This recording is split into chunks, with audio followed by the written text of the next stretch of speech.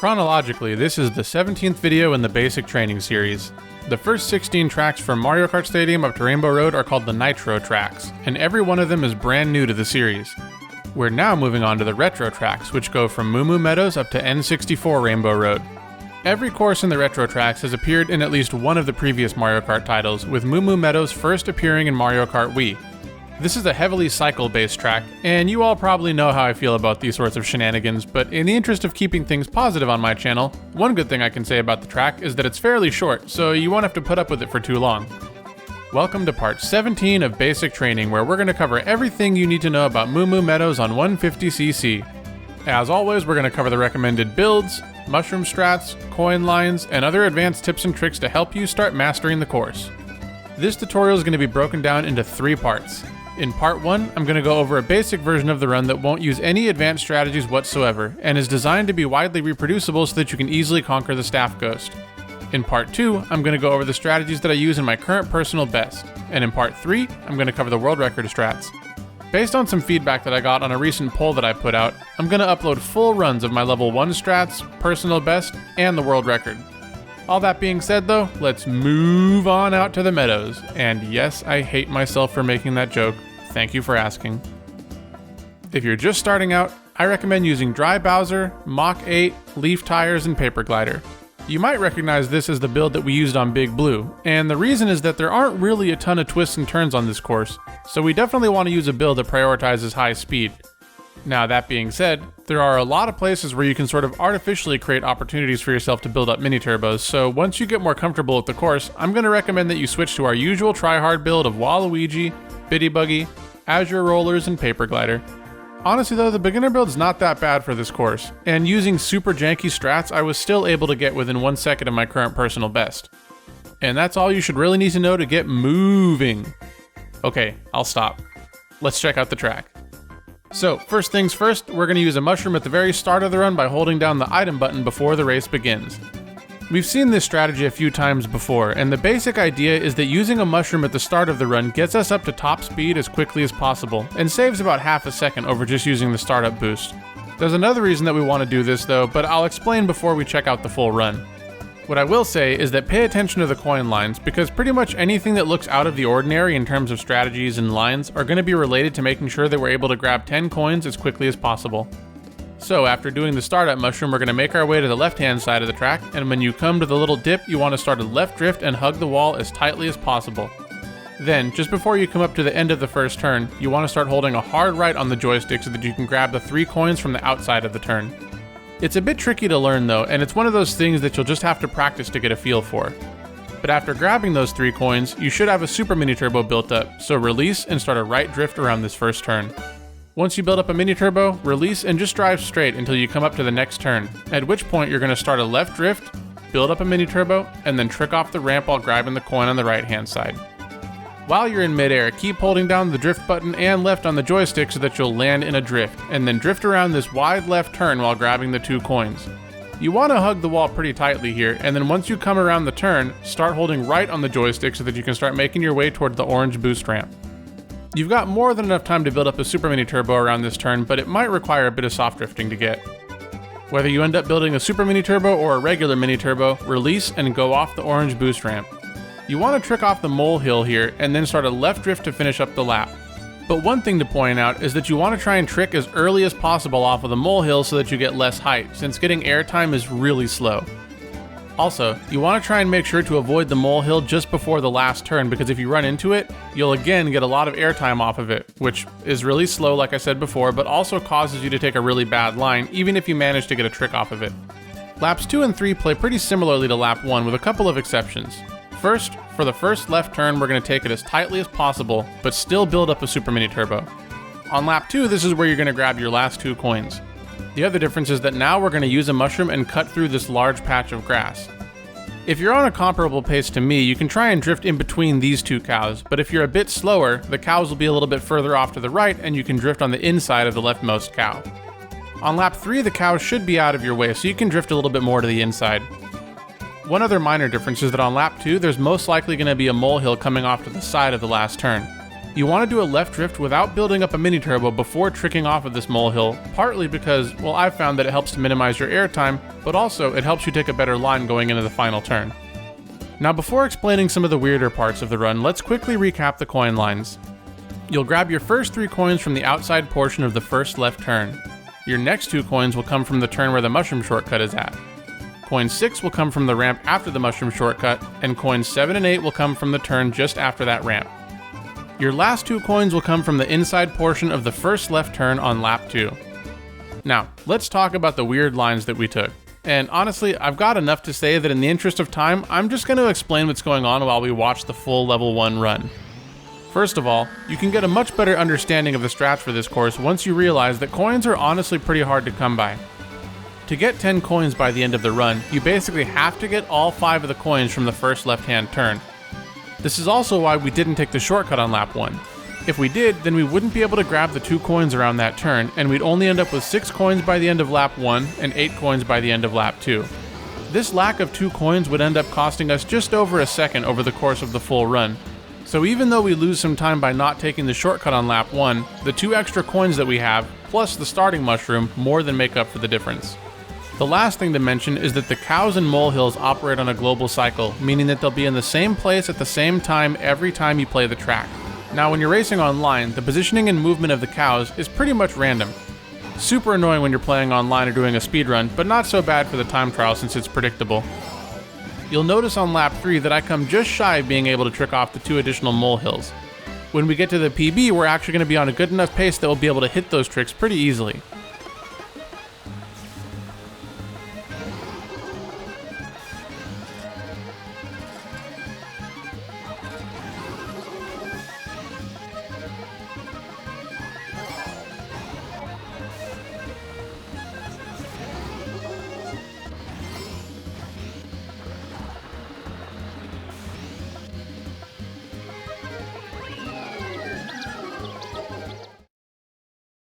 Alright, moving on to level 2 strats, and god, I'm so sorry about this. Things start off similar to before with the beginning mushroom into left drift, but now we're going to be building up an ultra mini turbo here. Now if we do that, then our line is going to be super jank, so what we need to do is a right hop before the right drift to take an inside line around that turn. And instead of just driving straight through this long section of track, what we're going to do is immediately left drift, then immediately right drift, and then left hop into left drift to grab the 2 coins. Again, so that we can take a tight line. This sequence of drifts is much easier to do if you have a decent handle on soft drifting. Now the next part of the track after coins 4 and 5 bears some explanation. We're going to do a soft drift around this turn so that we can build up a super mini turbo, and then after releasing we're going to do a right hop, right drift, and then start holding left on the joystick to widen our drift angle so that we can build up a mini turbo before tricking off the ramp. So why are we doing all these extra hops? Well, the first right hop is for alignment after coming out of the shortcut and releasing your super mini turbo. The left hop into right drift is an example of counter hop drift strats that we've seen on a few other tracks so far. And the long story short explanation is that the left hop allows us to build up mini turbos more quickly because of how it changes our alignment before starting the right drift. After that, the rest of the lap plays pretty similarly to the level 1 version. There are a couple of differences between lap 1 and laps 2 and 3 in my PB. First, after the first left turn where we built up the ultra mini turbo, instead of doing the right hop into right drift, we're just going to go straight into the drift directly so that we can build up the following 2 mini turbos a lot easier. Then, we're going to approach the shortcut from the inside of the leftmost cow, start a left drift, and then start holding a hard right to widen our drift angle. You can see this if you pay attention to Waluigi's head movement here. Once we get out of the shortcut, we're going to do a soft drift left to build up a super mini turbo before tricking off the ramp. The only other difference is that on lap 3, like I mentioned before, you should hopefully be on a good enough pace to trick off both the molehills and the final straightaway, but that means that you'll only have enough time to build up a mini turbo before the first molehill. So that's it for my PB strats. Let's check out a full replay.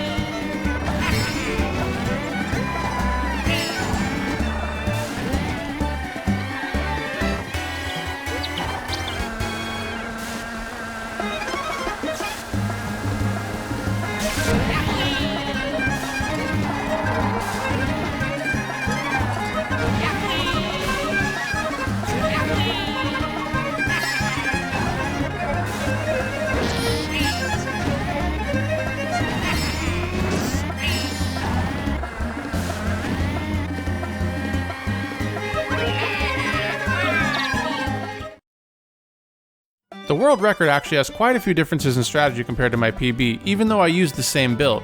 First of all, when they do the starting mushroom, they immediately do a left drift to build up an extra mini turbo. I spent quite a bit of time trying to learn how to do this, but I just couldn't get it to be faster than what I did in my PB. After that, around the first left turn, they build up 2 super mini turbos instead of 1 ultra mini turbo. I mentioned this in my Cheeseland video, but long story short, 2 super mini turbos is always going to be faster than a single ultra mini turbo. But this strategy is really hard to do, as in, after a couple of hours of grinding, I didn't manage to get it a single time without being forced to take a god-awful line. If you're going to attempt it, your soft drifting had better be on point. Things look pretty similar until the turn just before the orange boost ramp. Rather than build up a super mini turbo and drive straight toward it, the world record does 2 right hops into a left drift to build up an extra mini turbo before tricking off the ramp. The trick they do looks super late as well, and I'm not sure whether or not that's 100% necessary or why they do that, but just thought it was worth pointing out. This double hop drift strategy shows up 2 more times throughout the run. Once at the end of the lap to build up an extra mini turbo, and once before the mushroom cut to get better alignment and build up the super mini turbo around that turn more easily.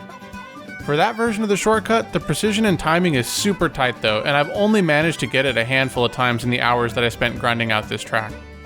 The only other thing to point out is that because of how much faster they are than I am, they're able to get much better molehill cycles on laps 2 and 3, which saves them some additional time. So let's check out a full replay of the current world record before closing out the video.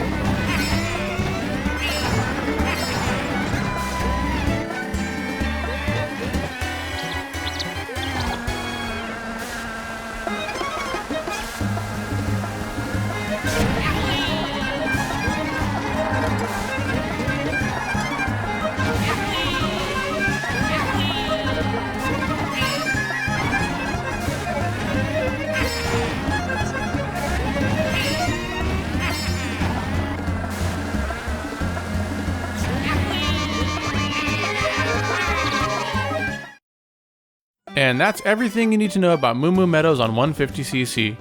Definitely not one of my favorite courses, partly because of how straightforward it is, but especially when playing online due to the randomness of the cows. Like I said though, thankfully it's one of the shorter courses, so you don't have to put up with it for too long. Before we close out the video, just want to say that if you found this tutorial helpful, it'd be a huge help if you dropped a like and a comment to let me know. I'm particularly interested in hearing how much time you were able to save from the strats I went over in this video. This type of thing not only lets me know that you're enjoying the content, but it also lets YouTube know to recommend my videos to other racers who might be looking for tips and tricks on how to improve. Also, I release a new video every week, so consider becoming a subscriber and hitting the notification bell if you want to stay up to date with my latest content. Thank you very much for taking the time out of your day to do some basic training, and as always, I'll see you in the next video.